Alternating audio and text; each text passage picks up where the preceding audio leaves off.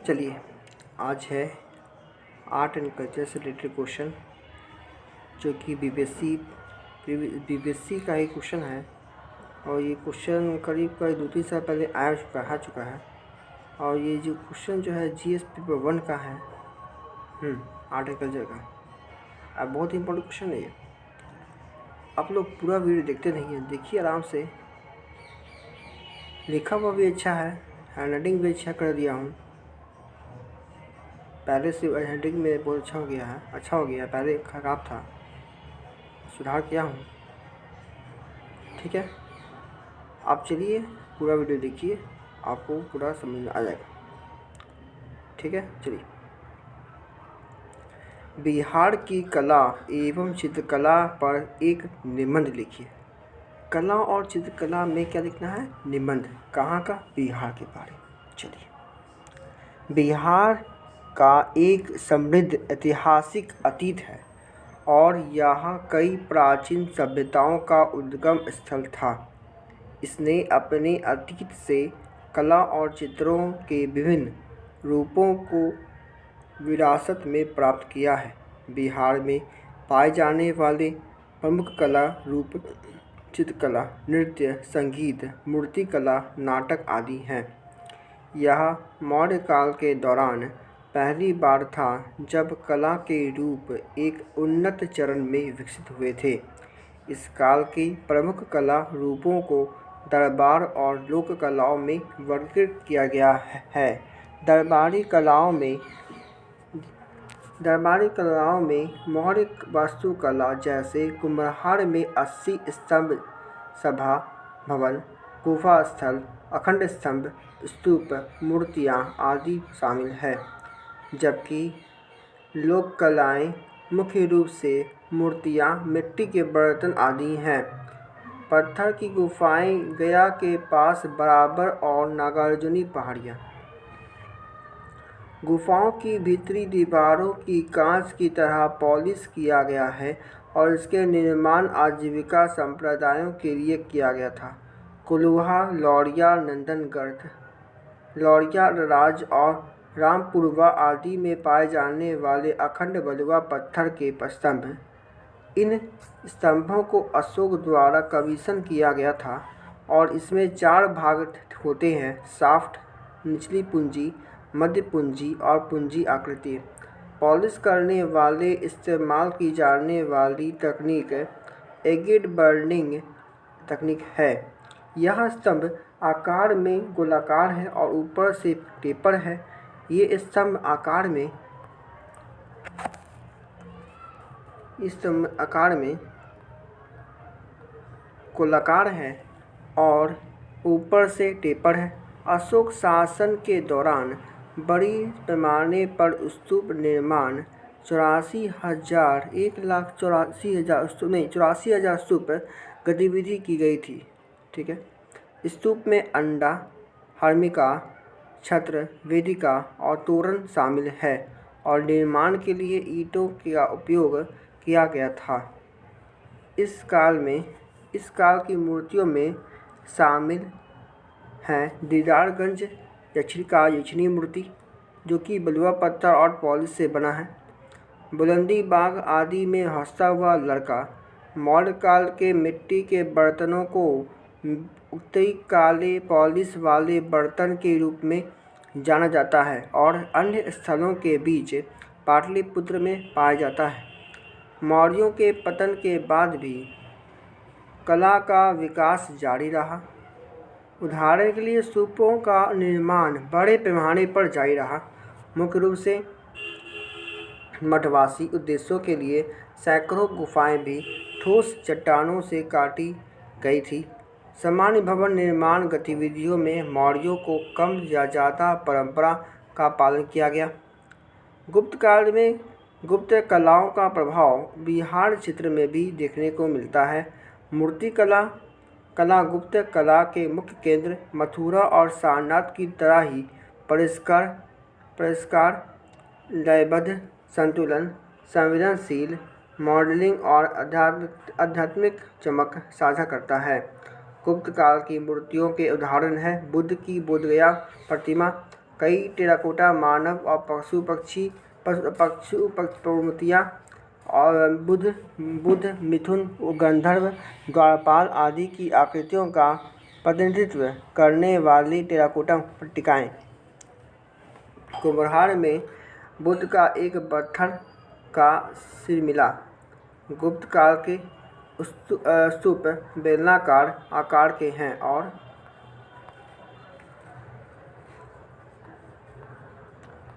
पटना के गिरियक पूर्वी चंपारण के केसरिया में पाए जाते हैं। गुप्त कला के दुर्लभ कृति सुल्तानगंज के बुद्ध की विशाल कांस्य प्रतिमा है। गुप्तकालीन सिक्कों और मुहरों के विभिन्न रूप हाजीपुर, वैशाली, पटना आदि से भी बरामद किया गया है। कला रूपों के संरक्षण का एक और चरण पाल युग का था। इस अवधि के प्रमुख कला रूप मूर्तियाँ, टेराकोटा की आकृतियाँ, पेंटिंग और स्तूप है। पाल युग के दौरान कांस्य और पत्थर की मूर्ति कला की एक नई शैली उभरी है। कला के इस विद्यालय के मुख्य प्रतिपादक धीमान और विद्यापाल थे। कांस्य मूर्ति कला सिर परंडियु विधि द्वारा ढाली गई थी और विषय बड़ा बौद्ध था, लेकिन तांत्रिक प्रभाव की ब्राह्मण पत्थर से बनी है। ये मूर्तियाँ कुकरीहार और नालंदा में अच्छी संख्या में पाई जाती हैं।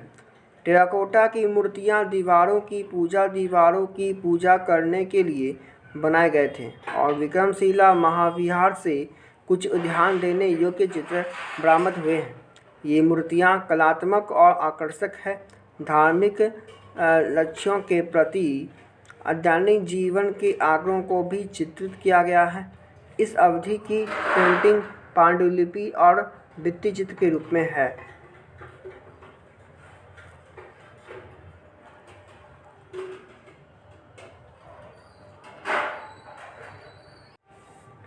जैसे अष्टसहस्रिका, प्रज्ञापारमिता और पंचलक्ष्य पांडुलिपि चित्रकला है, जबकि भित्ति चित्र नालंदा के सराय स्थल में पाए जाते हैं। अजंता और बाघ चित्रकला का प्रभाव भी पाल चित्रकला पर दृष्टिगोचर होता है। तांत्रिक प्रभाव पेंटिंग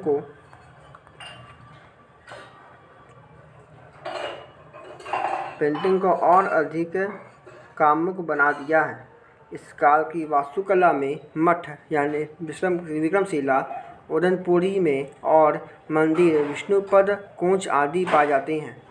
ये स्थापत्य ईंटों और पत्थरों से बने हैं। चित्रकला शैलियों की बात करें तो पाल चित्रों के अलावा पटना कलम, मधुबनी चित्रकला, मंजूषा चित्रकला कुछ महत्वपूर्ण चित्रकला शैलियाँ हैं। पटना कलम चित्रकला 18वीं शताब्दी के मध्य में उभरी और मुगल चित्रकला शैली की एक शाखा थी, लेकिन इसमें यूरोपीय और स्थानीय शैलियों का प्रभाव था। इसका प्रमुख केंद्र पटना, दानापुर और आरा था। पटना कलम चित्रकला की दुनिया पहली पाठशाला थी जो विशेष रूप से आम लोगों के दैनिक जीवन से संबंधित थी। पेंटिंग की इस शैली में पृष्ठभूमि का अभाव है। पेंटिंग को कम खर्चीला बनाने के लिए और रंगों को पौधों, छालों, फूलों, धातुओं से निकाला गया था। इन चित्र की रूपरेखा को चित्रित करने के लिए पेंसिल का उपयोग किए बिना सीधे ब्रश से चित्रित किया गया है। इस तकनीक को आमतौर पर कजीली स्याही के नाम से जाना जाता था। महादेव लाल की रागिनी गांधारी और रागिनी टोडी, ईश्वरी प्रसाद की भारत मरांट पेंटिंग आदि पेंटिंग के इस स्कूल के कुछ उदाहरण हैं। दुर्भाग्य से वर्तमान समय में चित्रकला की इस शैली के अभ्यास में कोई प्रमुख व्यक्तित्व शामिल नहीं है।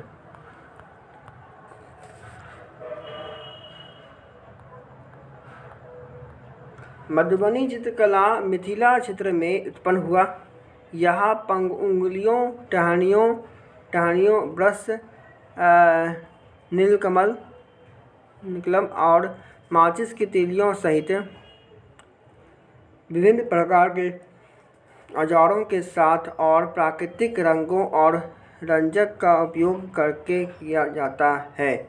यह विभिन्न वस्तुओं जैसे पक्षियों, मछलियों, फूलों, जानवरों आदि का प्रतिनिधित्व करने के लिए विभिन्न ज्यामितीय पैटर्न के उपयोग की विशेषता है। पहले यह त्योहारों और अन्य विशेष अवसरों जैसे शादी, जन्म आदि के दौरान मुख्य रूप से दीवारों पर अभ्यास किया जाता था, लेकिन अब यह एक दिन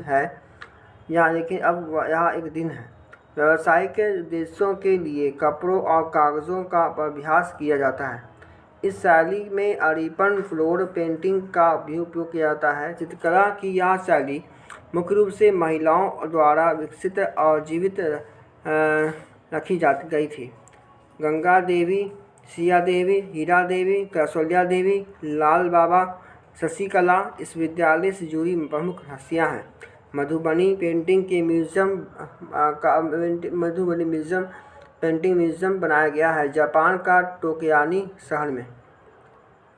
मंजूषा पेंटिंग बिहार के एक अन्य महत्वपूर्ण कला है। मंजूषा 8 स्तंभों वाले मंदिर के आकार के बक्से हैं। इस प्रकार कला भागलपुर और आसपास के क्षेत्रों में लोकप्रिय है। इन बक्सों का उपयोग नाग देवता को समर्पित त्योहार विषहरी पूजा में किया जाता है। इस शैली की विशेषता यह है कि चित्रपात्र का केवल बायां भाग ही दिखाया जाता है। काली पृष्ठभूमि पर मंजूषाओं को केवल 3 रंगों लाल, पीला और हरे रंग में चित्रित किया गया है। इस शैली की चित्रकला की प्रसिद्ध चित्रकार श्रीमती चक्रवाती देवी है। उपरोक्त शैलियों के अलावा सांझी कला पेंटिंग, जो कि यूपी के ब्रज क्षेत्र से, ठंका पेंटिंग, तिब्बती बौद्ध पेंटिंग के प्रभाव और उदाहरण रॉक पेंटिंग, जो कि दीवारों और छतों और रॉक शास्त्रियों की नक्काशी भी बिहार में पाए जाते हैं। इसके अलावा लोक संगीत बिहार में ललित कला का दूसरा रूप है। उत्तर बिहार के मिथिलांचल के नायदेव ने 19वीं शताब्दी की शुरुआत में संगीत पर एक ग्रंथ लिखा था। मध्ययुगीन काल में सूफी और भक्ति संतों द्वारा संगीत को और विकसित किया गया था। बिहार में संगीत भी आधुनिक समय में फला फूला। 1913 में पटना में बिहार के राजा शाह ने भारतीय राग और रागिनी का पुनर्गठन किया। राजा शाह ने संगीत पर नगमत आस्की पुस्तक लिखी। उसने ठाट नामक वाद्य तंत्र का प्रयोग भी प्रारंभ किया। लोक संगीत के कुछ लोकप्रिय रूप विवाह समारोह की सुमंगली सोहर है। जन्म समारोह के लिए 12 मासा कृषि गतिविधियों के लिए बिहार संगीत में नचरी, लगनी, चाता, पूर्वी और फाग रागों का भी महत्वपूर्ण स्थान है। नचारी राग की रचना मिथिला के प्रसिद्ध कवि विद्यापति ने की थी। उत्तर बिहार के मिथिलांचल क्षेत्र में विवाह के अवसर पर लगानी के गीत गाए जाते हैं। चाता राग होली के बाद चाता मास में गाए जाते हैं, जबकि फाग राग होली के अवसर पर गाया जाता है। भिखारी ठाकुर द्वारा शुरू किए गए लोकगीतों की एक महान परंपरा है। भोजपुर क्षेत्र से उन्हें अक्सर भोजपुरी का शेक्सपियर कहा जाता है। ठीक है। भिखारी ठाकुर ग्रंथावली, विदेशिया, भाई विद्रोह, बेटी बेचवा, कलयुग, प्रेम आदि संगीत पर उनकी प्रमुख रचनाएं हैं। लोक नृत्यों में छऊ नृत्य, काठ धोखा नृत्य, लुंडा हत्या, धोबिया नृत्य, झिंझिया रे नृत्य, करिया झूमर नृत्य, पनवाड़िया नृत्य, जोगिरा नृत्य, विद्यापति नृत्य, निर्देशिया आदि शामिल है। इन लोकनृत्यों को अलग अलग अवसरों पर अलग अलग क्षेत्रों में किया जाता है। अंत में लोक नाटकों के विभिन्न रूपों भी भारतीय क्षेत्रों में प्रचलित है, जैसे जाट जतीन, जो कि सावन और कार्तिक के महीने में अविवाहित महिला और वैवाहिक जीवन दिखाते हुए, और भानुकुली, जो बांका सावन और कार्तिक मास के दौरान अंगिका चित्र में महिलाओं द्वारा प्रस्तुत शाम चकवा कीर्तनिमा, भगवान कृष्ण की कीर्तनिमा, भगवान कृष्ण के कीर्तन गायन द्वारा की जाने वाली कहानियाँ आदि। बिहार की प्राचीन भूमि में कला और चित्रकला की समृद्ध परंपरा है। अपने इतिहास से हमें जो करने और उनमें जागरूकता फैलाने की आवश्यकता है। यह अनुच्छेद 49 के तहत राज्य के लिए एक निर्देश और संविधान के अनुच्छेद